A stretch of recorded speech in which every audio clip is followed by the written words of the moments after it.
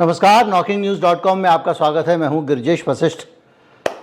अगर आपकी सरकार में अगर आपको मैं अपना काम करने के लिए भेजूं या मैं आपको अपनी कंपनी चलाने के लिए दूं या मैं आपको अपना दफ्तर चलाने के लिए दूं और आप कंपनी की होने वाली सारी आमदनी खुद के ऊपर इस्तेमाल करना शुरू कर दें, कंपनी की जितनी भी ताकत है, परिलब्धियां हैं, वो आप अपने लिए इस्तेमाल करना शुरू कर दें, कंपनी के जो गार्ड हैं उनको आप अपने घर पे भेज दें हिफाजत करने के लिए, कंपनी के चपरासियों से आप घर के काम कराने लगें, तो ये क्या स्वीकार्य होगा? लेकिन जो तस्वीर अब सामने आ रही है और जिस तरह के आरोप लग रहे हैं, उससे लगता है कि हमारी केंद्र की सरकार के जो मुखिया हैं वो सरकार की सारी चीज़ों को सिर्फ अपने लिए इस्तेमाल कर रहे हैं। देश से उन्होंने जो ताकत ली है, पावर ली है, उस पावर का इस्तेमाल वो अपने हक में कर रहे हैं और जनहित में करने का जो वो दावा करते हैं, जो स्कीम्स की बातें करते हैं, उसमें ये हकीकत सामने आ रही है कि उसमें भी ज़्यादातर चीज़ें इस बात पर खर्च की जा रही हैं कि इनके निजी प्रचार और निजी छवि बनाने पर वो खर्चा हो। यानी देश का काम भी अगर हो रहा है, मैनेजर साहब अगर फैक्ट्री में काम भी कर रहे हैं तो इसलिए कर रहे हैं ताकि उनकी छवि अच्छी बनी रहे। क्यों ऐसा लग रहा है मुझे? एक के बाद एक लगातार चीज़ें आ रही हैं और अब जो ताज़ा मामला आया है उससे पता चलता है कि इस देश की ईडी, आरोप तो बहुत सारे लगते रहे हैं, लेकिन इस देश की ईडी फिर एक मामला आया है। वो मोदी जी की निजी सेना के तौर पे काम कर रही थी और वो ठीक इस तरह मोदी जी के वोटों के लिए, मोदी जी के विरोधियों के ऊपर वोट बनाने के लिए, पैसे जुटाने के लिए, चंदा इकट्ठा करने के लिए हर चीज़ में झोंकी गई। यहाँ तक कि अब जो मामला आया है कि चुनावों से ठीक पहले देश की इस पुलिस, जो बहुत संवेदनशील पुलिस है, जिसका काम है बड़े बड़े अपराध, ड्रग्स का पैसा, फला पैसा, जिसका संयुक्त राष्ट्र के रिजोल्यूशन के बाद गठन किया गया था और इस नियत से किया गया था कि दुनिया भर में जो मनी लॉन्ड्रिंग होती है, स्मगलिंग होती है, ड्रग्स का कारोबार होता है, उस पे सख्त सजा दिलाने के लिए एक पूरी दुनिया में एक जैसा कानून हो और उस कानून का इस्तेमाल चुनाव जीतने के लिए, अपने राजनीतिक लाभ के लिए करने का सबसे लेटेस्ट मामला सामने आया है। इस पे जाएंगे, इसके बाद देखेंगे दिल्ली के घटनाक्रम पे कि केजरीवाल के मामले में क्या हो रहा है, आम आदमी पार्टी में क्या हो रहा है। कहीं मत जाइए, चैनल को सब्सक्राइब कर लीजिए, मैं अभी हाजिर होता हूं।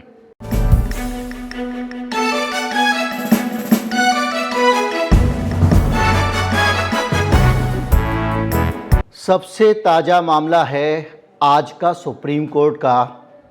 सुप्रीम कोर्ट ने धड़ाधड़ इधर से उधर से तमाम जगह से ईडी को बड़ी अच्छी तरीके से शाब्दिक थप्पड़ लगाए हैं और ये कहा है कि आपने एक पूरा का पूरा झूठा केस बना दिया था मनी लॉन्ड्रिंग का।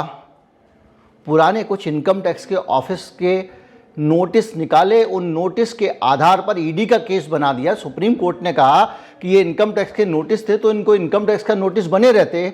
ईडी का केस बनाया, ईडी के केस में एक नेता को सान दिया, छत्तीसगढ़ के मुख्यमंत्री भूपेश बघेल को, और उनको मनी लॉन्ड्रिंग में शामिल बताकर उनका उत्पीड़न शुरू कर दिया गया। और ये सब काम हुआ हाल में जब 4 राज्यों के विधानसभा चुनाव हुए थे, तो छत्तीसगढ़ के विधानसभा चुनाव से ठीक पहले इस देश की ईडी का इस्तेमाल मोदी जी ने अपने चुनाव जीतने के लिए किया ताकि एक मुख्यमंत्री को बदनाम किया जा सके। चूंकि भूपेश बघेल एक पावरफुल चेहरा हैं, कांग्रेस पार्टी के संकट मोचक हैं, जहां पर पार्टी टूट रही होती है, कुछ हो रहा होता है, क्रॉस वोटिंग हो रही होती है, भूपेश बघेल को भेजा जाता है, तो चुनाव से पहले उनके राज्य में उनकी छवि खराब करने के लिए केस बना दिया गया। आप सोचिए, जिससे मैंने बात शुरू की थी, क्या ईडी का इस्तेमाल भारतीय जनता पार्टी के लिए करने के लिए ईडी है?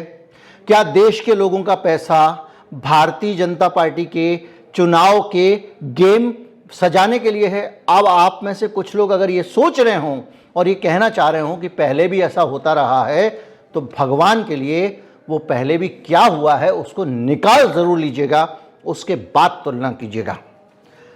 इसके साथ साथ जो ये रेड ईडी ने डाली है उसके ऊपर भी बहुत सारे मसले उठे हैं। अरविंद केजरीवाल की जब गिरफ्तारी हुई थी तो मैंने आपको अपने एपिसोड में साफ साफ एक बात समझाई थी कि इस गिरफ्तारी के बाद एक संघर्ष होना है भारतीय जनता पार्टी और आम आदमी पार्टी के बीच में। इसमें अगर आम आदमी पार्टी भारी पड़ गई, यानी सड़कों पर लड़ गई, आम आदमी पार्टी में बिखराव नहीं हुआ, आम आदमी पार्टी डटकर खड़ी रही, तो मोदी जी के लिए बहुत मुश्किलें हो जाएंगी। ये बड़ा जोखिम है। और अगर आम आदमी पार्टी को तोड़ के मोदी जी अपने पक्ष में लाने में कामयाब हो गए, थोड़ी सी भी दरार डालने में कामयाब हो गए, तो मामला उलट भी सकता है। और ये चीजें अब सामने आनी शुरू हुई हैं। दिल्ली में केजरीवाल के मंत्री राजकुमार आनंद ने इस्तीफा दे दिया है। उन्होंने कहा है कि जिस पार्टी में मैं आया था वो पार्टी तो भ्रष्टाचार के खिलाफ लड़ रही थी, आंदोलन से निकली हुई पार्टी थी। अब उसी पार्टी के लोगों के ऊपर करप्शन के चार्जेस लग रहे हैं, तो इसलिए हम इसमें कैसे रह सकते हैं, तो मुझे तो ये छोड़ना ही पड़ेगा। अब मेरा मन गवारा नहीं करता तो मैं छोड़ देता हूँ पार्टी। ठीक है साहब, बहुत अच्छी बात कही। दूसरी बात उन्होंने कही कि दलितों को सम्मान नहीं मिल रहा है, दलितों की पार्टी में पूछ नहीं हो रही है, वगैरह वगैरह। 2 आरोप उन्होंने मोटा मोटा लगाए। आप भी सुन लें उन्होंने क्या आरोप लगाए, उसके बाद आगे बढ़ते हैं। मैं बहुत व्यथित हूँ, इसलिए आप लोगों को मैं अपना दुख साझा करने आया हूँ। मैं राजनीति में जब आया था, जब अरविंद केजरीवाल जी ने कहा था कि राजनीति बदलेगी तो देश बदलेगा, लेकिन आज बड़े अफसोस के साथ कहना पड़ रहा है कि राजनीति तो नहीं बदली, लेकिन राजनेता बदल गए। आम आदमी पार्टी का जन्म ही भ्रष्टाचार के खिलाफ आंदोलन से हुआ था, लेकिन आज ये पार्टी खुद भ्रष्टाचार के दलदल में फंस चुकी है। मेरे लिए मंत्री पद पर रहकर इस सरकार में काम करना असहज हो गया है। मैं अब इस पार्टी, इस सरकार और अपने मंत्री पद से इस्तीफा दे रहा हूं, क्योंकि मैं इन भ्रष्ट आचरणों में अपना नाम नहीं जुड़वाना चाहता। मैं नहीं समझता कि हमारे पास शासन करने की कोई नैतिक ताकत बच गई। भ्रष्टाचार के आरोप केजरीवाल पे लगे हैं तो हृदय हिल गया है इनका, और इन्होंने इस्तीफा दे दिया है। मंत्री हैं दिल्ली में, समाज कल्याण मंत्री। लेकिन भ्रष्टाचार के आरोप तो स्वयं इन पर भी लगे थे। जिस ईडी ने मुकदमा दर्ज किया है केजरीवाल के ऊपर, उसी ईडी ने राजकुमार आनंद को भी अपने घेरे में ले रखा है। 7 करोड़ से अधिक की कस्टम ड्यूटी की चोरी का इन पर आरोप है, और यह भी आरोप है कि इन्होंने हवाला के जरिए चीन को पैसे भेजे। इनके खिलाफ नवंबर में 23 में डीआरआई ने एक चार्जशीट दाखिल की, जिसके तहत इनके ऊपर ये मुकदमा हुआ पीएमएलए का। इसमें बहुत सारी चीज़ें इन्होंने इंपोर्ट वगैरह की और इनके कई ठिकानों पर छापे मारे गए वगैरह वगैरह। तब से ये चुप बैठे हुए थे, तब से इनको नैतिकता आरोप, भ्रष्टाचार के आरोप जैसी कोई चीज़ दिखाई नहीं दे रही थी, और अब अचानक दिखाई देने लगी। अब आते हैं कि दलितों वाला मामला, कि साहब इन्होंने जो है वो दलितों के साथ भेदभाव किया वगैरह वगैरह। जब आप मंत्री बने थे तो आपको मंत्री बनाया गया था राजेंद्र पाल गौतम की जगह पर। राजेंद्र पाल गौतम वो आदमी हैं जिन्होंने महर्षि वाल्मीकि जयंती के मौके पर इस्तीफा दिया, और काशीराम की पुण्यतिथि पर भी। वजह ये थी, इससे पहले राखी बिरलान और संदीप कुमार भी, याद कीजिए, राशन कार्ड केस पार्टी से हटाए जा चुके हैं। तो साहब इनको, राजेंद्र पाल गौतम को क्यों हटाया गया था? अब दलितों की ये बात करते हैं तो बाबा साहब अंबेडकर की, आज ये नाम ले रहे हैं, बाबा साहब अंबेडकर की एक शपथ बनाई गई है।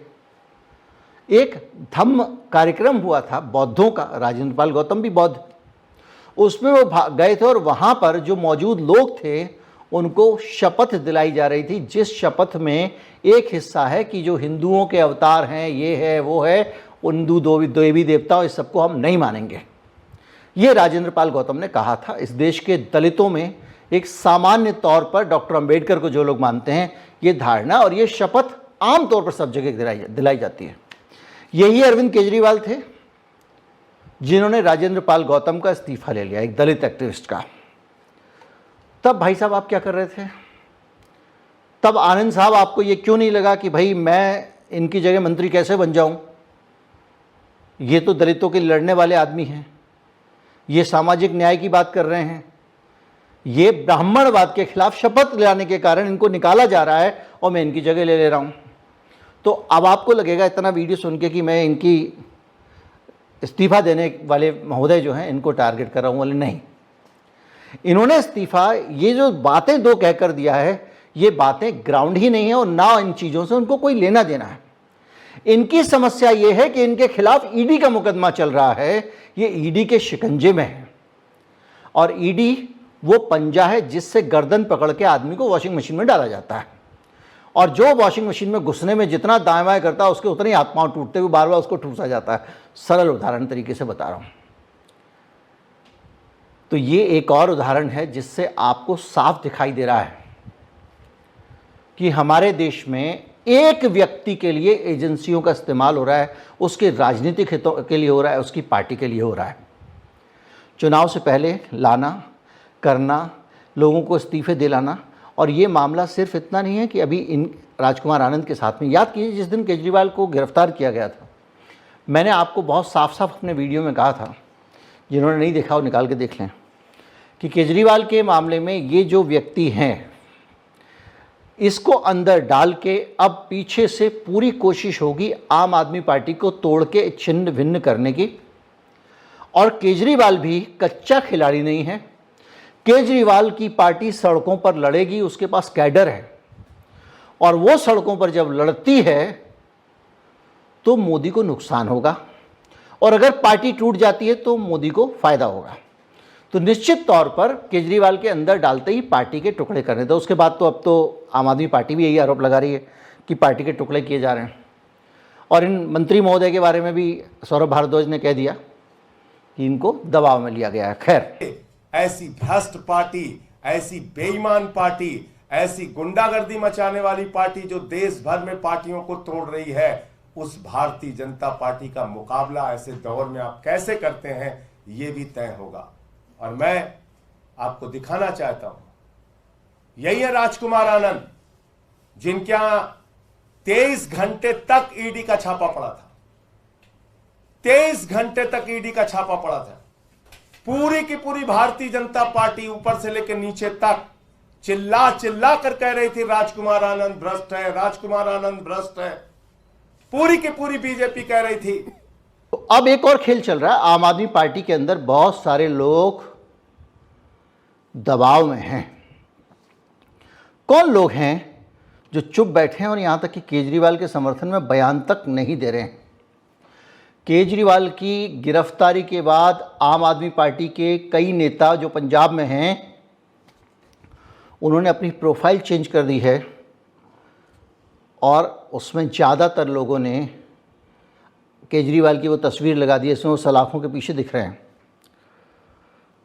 और उसमें लिखा हुआ है मोदी का सबसे बड़ा डर केजरीवाल। लेकिन कई नेता ऐसे हैं आम आदमी पार्टी के जिन्होंने ना तो प्रोफाइल चेंज की है, ना कोई बयान दिया है केजरीवाल के समर्थन में। पंजाब के हरभजन सिंह, अशोक मित्तल, संजीव अरोड़ा, बलवीर सिंह, सीचेवाल, बिक्रमजीत सिंह सानी और अदर लोग जो हैं, उन्होंने अपनी प्रोफाइल पिक्चर नहीं बदली है, जबकि ये पार्टी का डिक्टेट है। इसके अलावा राघव चड्ढा एकदम जाकर बैठ गए वहाँ पे लंदन में। तो जब लड़ने की बात आ रही है तो जो कैडर है वो कह रहा है कि ये लोग कहाँ हैं। तो माना ये जा रहा है कि ये कुछ लोग भी दबाव में हैं और इन लोगों को भी कोशिश की जा रही है कि तोड़ लिया जाए, क्योंकि अगर आम आदमी पार्टी टूटती नहीं है, ये संदेश नहीं जाता है। कुछ लोग आम आदमी पार्टी छोड़कर नहीं जाते हैं। कुछ लोग केजरीवाल के ऊपर आम आदमी पार्टी के अंदर से अगर दबाव नहीं बनाते हैं तो ये दांव मोदी जी को उल्टा पड़ने वाला है, और जिस तरह से यहाँ पर पूरा बदलाव करने का खेल चल रहा था वो खेल उल्टा हो जाएगा। तो मैंने जहाँ से बातचीत शुरू की थी कि पूरा का पूरा फोकस अपने ऊपर देश का टैक्स पेयर का पैसा सिर्फ एक आदमी के उस पर, तो बेटी बचाओ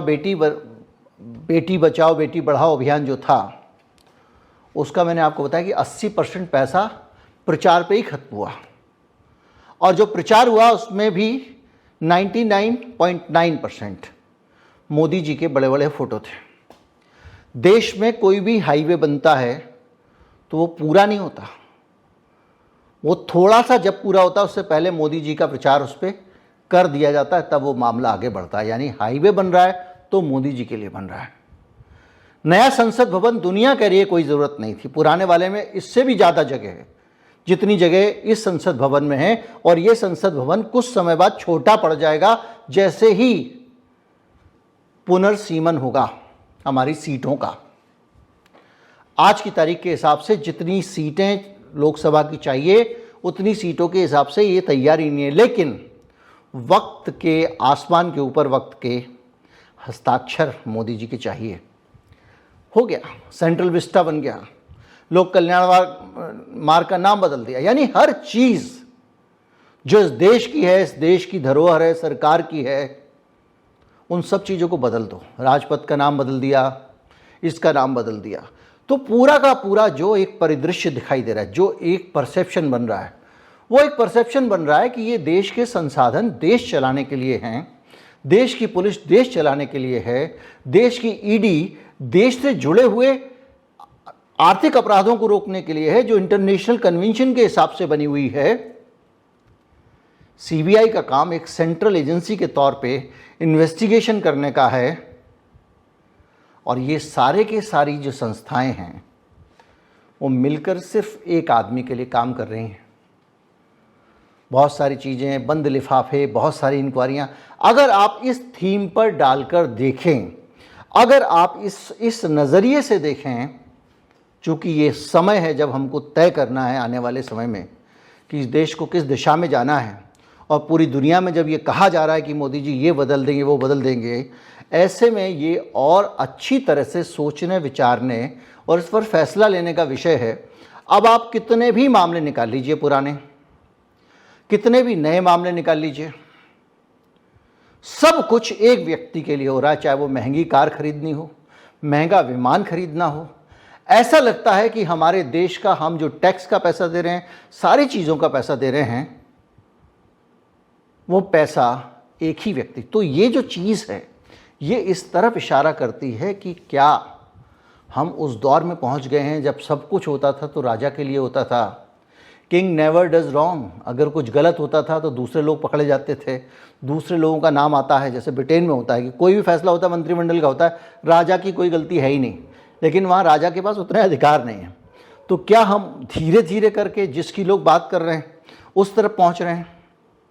संसद भवन का उद्घाटन होता है तो उसमें संगोल स्थापित किया जाता है जो राजतंत्र का प्रतीक है, राजदंड का।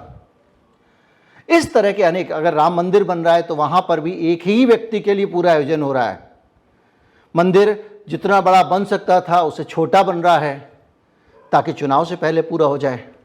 मंदिर पूरा बने इससे पहले उसका उद्घाटन हो जाता है ताकि चुनाव के समय हो जाए, यानी वो भी एक ही व्यक्ति के लिए हो रहा है।